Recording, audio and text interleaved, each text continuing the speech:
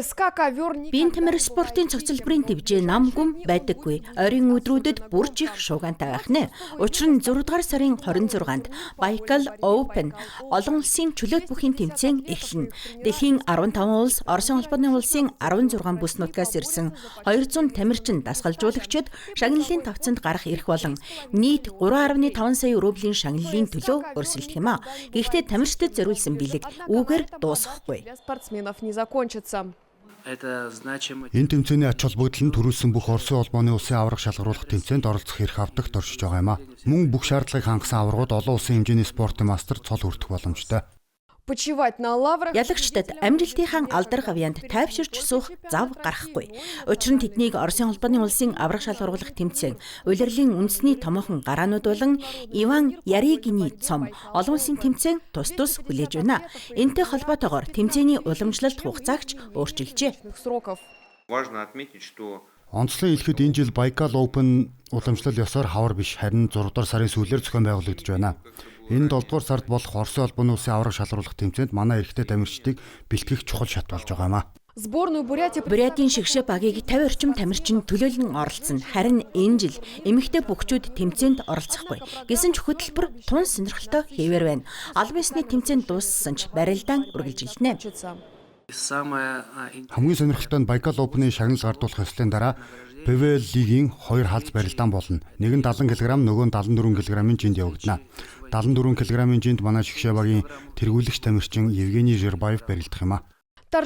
Baikal Open тэмцээний нээлтийн ёслол 6 дугаар сарын 26-нд болж, харин 27-нд шигшээ барилдаанууд болох юм. Тамирчдад дэмжихийг хүссэн үзэгчид биеийн тамир спортын цогцлборт хүрэлцэн ирэх боломжтой. Тасалбар хэдийн худалдаанд гарчээ.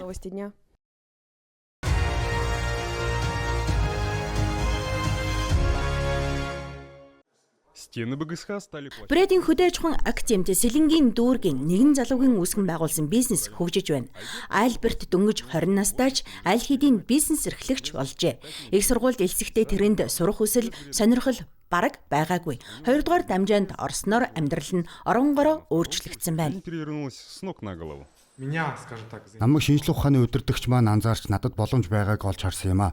Бид хамтдаа төсөл боловсруулж оюутны стартап хөтөлбөр төрүүлэн 1 сая рублийн санхүүжилт авсан юм. Одоо бид өөрсдийн үйлдвэрлэлийг нээж, шинэ жор, шинэ технологи боловсруулан доширак зэрэг томоохон брэндүүдтэй өрсөлдөөс бүтээгдэхүүн бүтээж байна. Эцэг эх нь хүүхийнхээ сонирхлыг бүрэн дэмжиж, бүхий л талаар тусалдаг аж. Аав ээж хоёр маань намайг их дэмждэг. Энэ ажлаа хизээч орхиж болохгүй шүү гэж үргэлж захидаг юм. Одоогийн байдлаар тэдний гол бүтээгдэхүүн нь өтгөрүүлсэн шүл бөгөөд нэрийн ч санамсаргүй сонгоогүй байна. Барсо гэдэг нь бред хоолнд хатаасан махыг хэлдэг уламжлалт нэр юм. Энэхүү бүтээгдэхүүнийг юуны өмнө эрүүл, шим тэжээлтэй хамгийн гол нь ямар ч хорт нэмэгдэлгүй зууш болгох зорилгоор бүтээжээ. Найрлагад нь зөвхөн мах, давс, амтлагч ордог. Би өхөр болон адууны махаар хүнсний бүтээгдэхүүн үйлдвэрлэдэг. Энэ бол хатааж боловсруулсан махан бүтээгдэхүүн бөгөөд хатаасан ногоо амтлагчаар баяжуулсан юм а. Манай бүтээгдэхүүний хадгалах хугацаа 12 сар. Бэлтгэхэд хялбар, тээвэрлэгч тохиромжтой. Савлгаанд орохоос өмнө шүл хэд хэдэн шат дамждаг. Эхлээд цул махыг ангилан бэлтгэж, дараа нь таташ болгон нунтаглана. Энийн дараа дулааны боловсруулалт хийж, хамгийн чухал нь бүх шим тэжээлийн хадгалсан байдлаар хатаадаг байна. Бид ч мөн бэлэн болсон бүтээгдэхүүнийг амталж үзээд сэтгэлдлээсээ хуваалцлаа.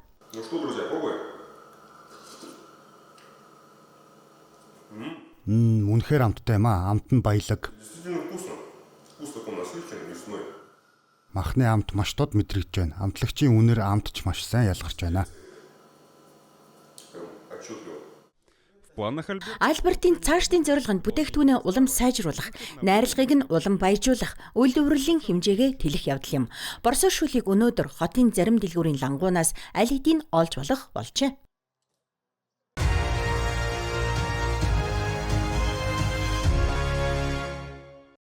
5 классов як. Оптимист, кадет, лазер, луч, мини гэсэн 5 английн дарвалт завь ангар мөрөн дээр хүч сорж байна. 60 гаруй тамирчин салхи урсгалтай өрсөлдөн уралдаж байгаа бөгөөд тэдний хувьд хамгийн том сорилт нь цаг агарын нөхцөл юм. Ирхүү хотын аврах шалруулга тэмцээнд оролцож байгаа Александр Мядзелец дарвалт завны спортоор 10 гаруй жил хичээлжээ. Тэрээр Сибирийн аврах шалруулга тэмцээний авраг болж спортын 1-р зэрэг хүрсэн бөгөөд энэ зүүн амжилтаа улам ахиулахаар зорж байна. Этим летом. Би 7 хоногт 5 өдөр бэлтгэл хийдэг. Манай нутгийн уур амьсгал надад их таалагддаг. Хүчтэй салхи тэр бүр болдоггүй бүр давуу талтай. Салхины чиглэл байнга өөрчлөгдөж байдаг болохоор олон талын ур чадвар эзэмших боломжийг олгодог. Харин дарвалт завны секцэд хичээлдэг хүүхдүүдийн зарим нь уралдахаасаа илүү шүүх сонирхолтой байдаг аж. Милана Гладлих бол тэмцээний шүүгчдийн нэг. Тэрний үүрэг нь тамирчид гарааны шугам зөрчихгүй байхыг хянах. Найз нөхд нь оролцож байсан ч тэр хинт ч давуу тал олгодоггүй. У меня нет предвзятости кому-то. Би хинт ч таал застаггүй. Хэнийг нэг илүү сайн гэж үзээд шийдвэрлэгийг хүчингүй болгоно гэж байхгүй. Надад оролцохоос илүү шүүхэнд сонирхолтой санагддаг. Тэмцээнд оролцохоор их дарамт мэдрэгддэг болохоор тэр надад төдийлөн таалагддаггүй. И мне это не очень нравится. В первенстве города. Хотын аврах шалруулга тэмцээнд 10-аас 17 насны тамирчид өрсөлдөж байна. Эрс, тэс, уур амьсгалтай тэдний спортын улирал бүтэн жилийн турш үргэлжилдэг. Өвөлдөө мөсөн дарвалт чаргаар зундаа дарвалт завраа хичээлдэг бөгөөд улирал солигдох богино хугацаанд л засварладаг. Гэхдээ тэр үед ч хүүхдүүд зүгээр суудаггүй. Онолгийн мэдлэгээ гүнзгийрүүлэн судалдаг. Учир нь дарвалт спортын дүрм маш нарийн төвөгтэй бөгөөд медалийн хувь заяаг шийдэхийн тулд бүх нарийн ширээнийг мэдэх шаардлага гардаг юм. Все до мельчайших деталей. Бид Олимпийн наадам Оросын улбооны улсын аврах шалгаруулах тэмцээн зэрэг бүх албан ёсны уралдаанд ашигладаг стандарт трапез хэлбэрийн замаар өрсөлддөг. Замын бүтэц ижил байдаг ч бүх зүйл цаг агаараас шалтгаалдаг юм. Салхи янз бүрийн чиглэлээс үлээж хөдөлгөөний өөрчлөлт таамаглахын аргагүй байдаг. Манай бүс нутгийн эрс тэс их газрын уур амьсгал, салхины чиглэлийн огцом өөрчлөлт, долгионы нөлөө, салхины хүч нэмэгдэх зэрэг нь бүгд уралдааны явцад өөрийн гэсэн нөлөөг үзүүлдэг. Соревнования. Тэмцээн баасан гарагт өндөрлөнө. Гэхдээ энэний дараа урт тэмцээний улирал үргэлжилсээр байх бөгөөд эрхүүгийн залуу дарвуулчид энэ улирлыг амжилттай өнгөрүүлнэ гэдэгтээ итгэлтэй байна. Новости.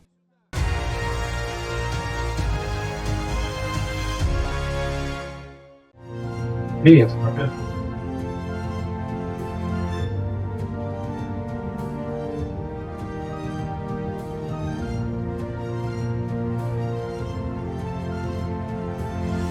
Ты.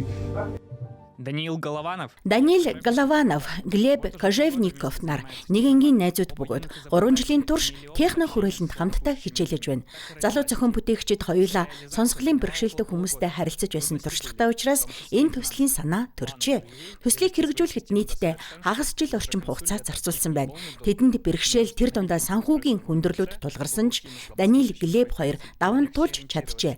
Түүнчлэн энэхүү хиймэл оюуныг бодитоор ашиглах боломжтой хүмүүсийн дэмжлэгийг авч чадсан байна. Нейросеть по назначению. Энэ бол бид төслөө мэрэгжлийн дохионы хэлний орчуулагчид танилцуулж байсан үе. Тэр хүн над манай төсөл үнэхээр ирээдүйтэй гэж хэлсэн. Магадгүй бодит ажил хэрэг болж хүмүүс ашигладаг янз бүрийн байгууллагад нэвтрүүлдэг бүтээгдэхүүн болно гэсэн юм а. Само устройство представляет Бүтээгдэхүүн төхөөрөмж нь дохионы хэлийг таних чадвартай програм юм. Камер дүрсийг хүлээн авч эхлээд хүний байршлыг тодорхойлно. Дараа нь гар болон биеийн бусад хэсгийг илрүүлдэг. Энийн дараа хиймэл оюун биеийн онцлог цэгүүдийг тогтоож тухайн хүний илэрхийлэхийг хүссэн мэдээллийг дэлгэцээр гаргаж өгдөг. то, что хотел донести человек. При запуске самого Төхөөрөмжийг ажилуулахад дүрсийг бодит цаг хугацаанд дамжуулж эхэлдэг. Хэрв камерыг над руу чиглүүлбэл дэлгэцэн дээрх ногоон цэгүүдийг харж болно. Систем 21 гол цэгийг таньж чаддаг бөгөөд эдгээрийн тусламжтайгаар боломжтой 63 дохионы аль нэгийг тодорхойлж дохионы түүхэнд бүртгэгддэг юм а. и передается в историю жестов. Наставником для Залуу зохион бүтээгчдийн зөвлөх багшаар Баатар Наяданов ажиллажээ.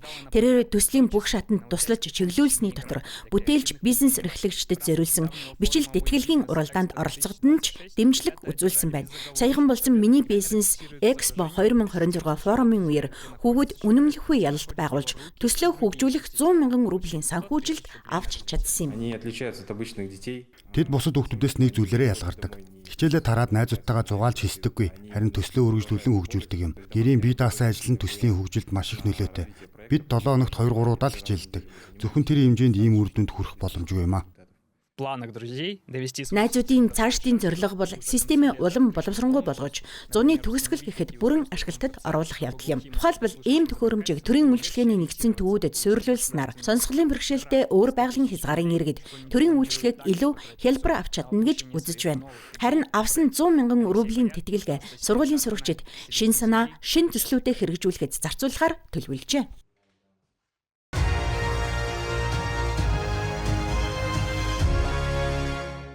Мод үн цогцлбор нь 2006 оноос хойш үндэсний спортын гол төвүүдийн нэг болон үйл ажиллагаагаа явуулж байна. Өнгөрсөн 20 жилийн хугацаанд эндээс улс орон төдийгүй олон улсын давцанд Якутийг төлөөлөн өрсөлддөг нэрт тамирчид бүгчүүд төрөн гарчээ. Тус төвд мас рестлинг, Якут үсрэлт, халсагай бүх мөн хойд бүсийн болон үндэсний олон төрөлт спортыг хөгжүүлдэг байна.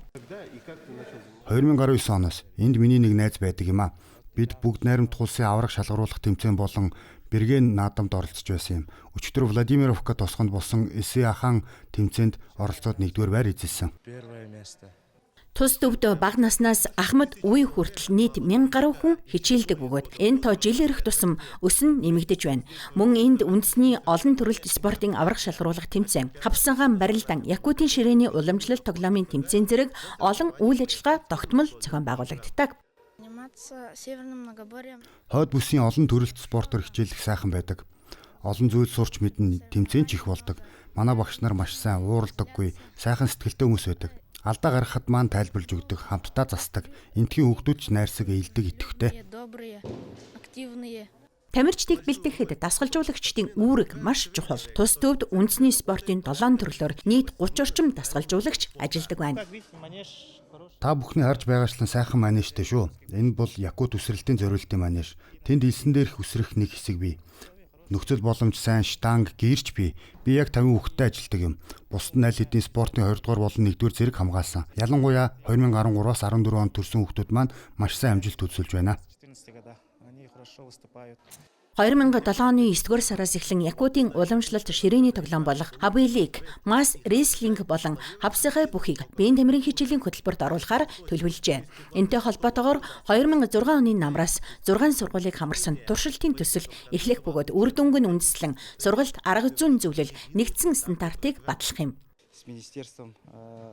Бид бүгд найрамдах улсын боловсролын яамтай хамтран олон удаагийн захим зөвлөгөөнд зохион байгуулсан. Үндэсний спортод илүү олон цаг олох асуудлыг ил түмэнд өргөн барьсан. Одоогоор ерөнхий хөгжлийн сургалтын хөтөлбөрүүдийг боловсруулж байна. Үндэсний спортын төрлүүдийг дэмжих нь Оросын спорт улсын хөтөлбөрийн нэг зорилт нь юм. 2027 оноос эдгээр төрлийг сургалтын заавал үзэх хөтөлбөрт оруулснаар тогтмол хичээл эсдийн тоо эрс өсөж, Якутын спортын болон соёлын өв уламжлал хадгалагдан хөгжих боломж бүрдэнэ.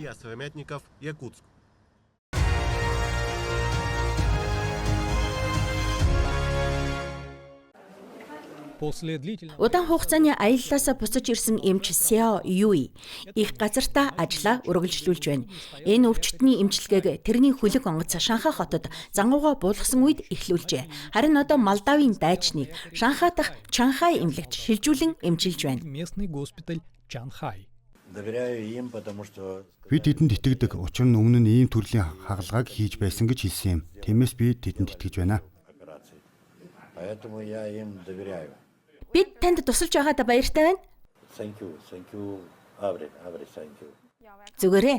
Сяо Ю эмч гадаадын иргэдтэй ажилласан ариун туршлагатай нэгэн. Тэрээр торгоны хөлгийн эмч нарын багийн хамт номхон талааг гатлан Латин Америкийн иргэд хүрч иргэн иржээ. Аяллаа хамгийн онцлог зогсоолын нэг нь Бразил улс байсан бөгөөд тэнд Хятад улс судасны дотоорх Мисцлын Европод туслах төхөөрөмжөө танилцуулсан байна. Шанхай дахь багийг доктор Лу удирддаг байна.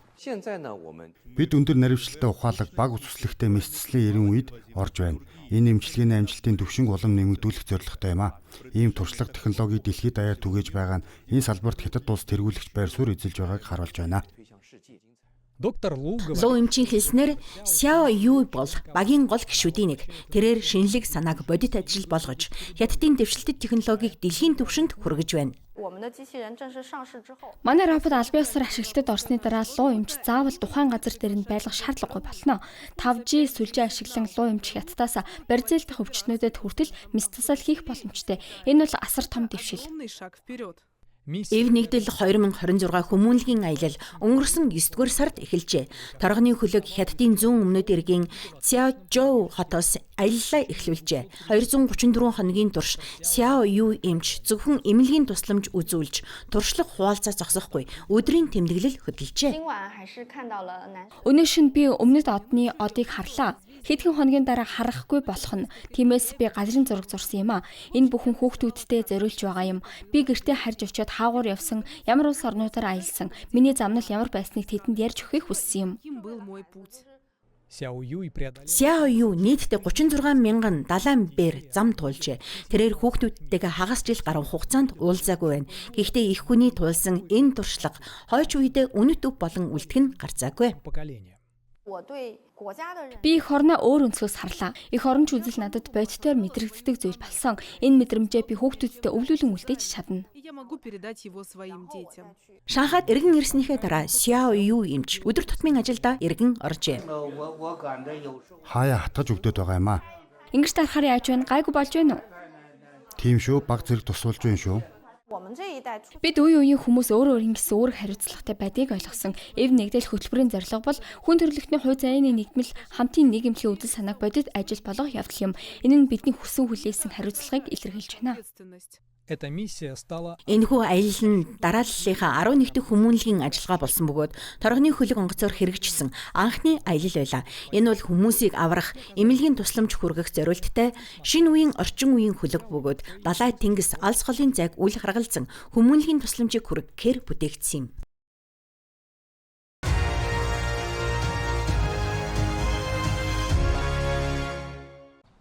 Шанхай хүүхэлдэйн киноны студи өөрийн олон зориулттай цогцлбороо нээлээ.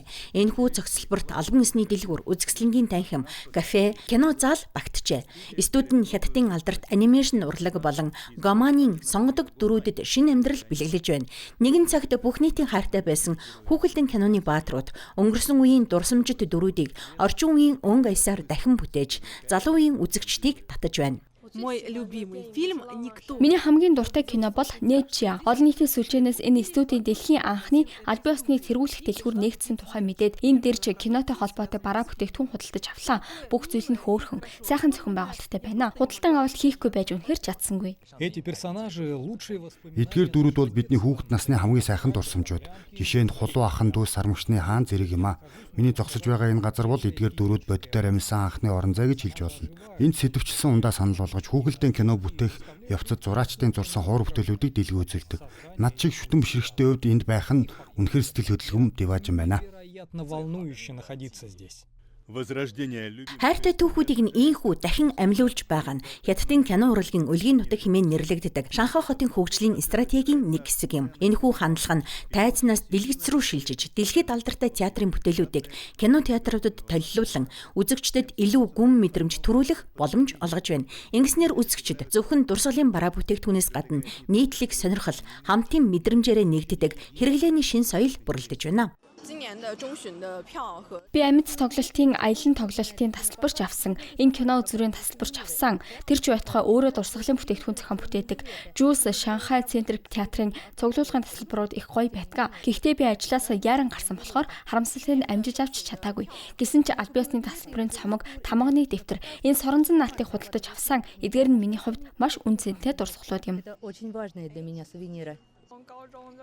Би сургуулийнхаа үеэс музикэлд дуртай болсон. Харин дуурийн сүнс бол миний анхны хайр. Тиймээс өнөөдөр энд ирэхгүй байхын аргагүй байлаа. Мөн энэ музиклийн бусад шүтэн бишрэгчдтэй албан ёсны дурсгалын зүйлсээ солилцох дуртай. Ийм төслүүд нь орлогын шин их усүр бий болгохын зэрэгцээ соёлын шин төвүүдийг ч бүрдүүлж байна. Албан ёсны мэдээллээр дурсгалын болон брэнд бүтээгдэхүүн үйлдвэрлэх, борлуулах салбар нь 45 мянга орчим аялал жуулчлалын объект аж ахуй нэгжийг нэгтгэжээ. Эдийн засгийн өрөөгөөжөөс гадна энэ нь Шанхай хотын брэнд дүр төрхийг урт хугацаанд бэхжүүлэх чухал ажил болж байна. Хот оюуны өмчөд эцэгтэй хөрөнгө оруулалт хийх нь зөвхөн богино хугацааны хэрэглээг дэмждэггүй. Хамгийн чухал нь энэ нь хотын брендийн үн цэнийг нэмэгдүүлдэг. Ийм брендийн капитал нь аливаа эдийн засгийн үзүүлэлтээс давсан урт хугацааны үнд хөрөнгө юм. Шинжээчдийн үзэж байгаагаар кино нэмэх хотын стратеги нь зөвхөн кино театрууд болон орлогын тайлангаар хязгаарлагдахгүй. Эдийн засгийн томоохон алхам юм. Энэ нь Шанхай хотыг шинэ өнгө төрхөөр дэлхийд таниулах боломжийг бүрдүүлэх ажээ. Иван Молостов, CGTN.